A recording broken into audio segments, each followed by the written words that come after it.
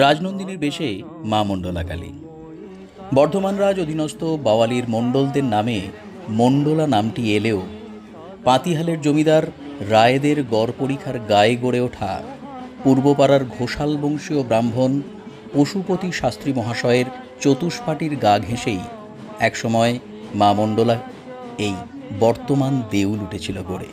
জমিদার রায়েদের কুলপুরোহিত ঘোষালদের আরাধ্যা দেবী ফলহারিণী কালীমূর্তি রায়েদের গড় পরিখার গা ঘেঁষে নতুন নামে মণ্ডলা কালী রূপে এরপর পরিচিত হয়ে ওঠেন সকলের কাছে।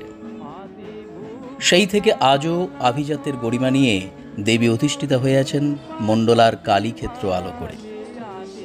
শতবর্ষ উত্তীর্ণা এই দেবীর পুজোয় বংশ পরম্পরায় কুম্ভকার থেকে কর্মকাররা সকলেই জড়িত হয়ে আছেন একইভাবে।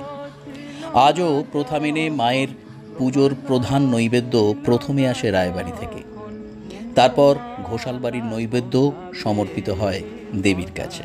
কালের নিয়মে জমিদারি আর নেই, তাই মহেশতলা বারোয়ারির নিয়ন্ত্রণাধীন এই দেবীর পুজোয় দেবী শুধু আর ফলহারিণী নন, কালের প্রথা মেনে ভক্তের মানসিক করা শতাধিক বলির রক্তে অমাবস্যার অন্ধকারকে আলোয় উদ্ভাসিত করে পঞ্চমুণ্ডস্থিতা এই তান্ত্রিক দেবী রহস্যের গভীরে যান ডুবে।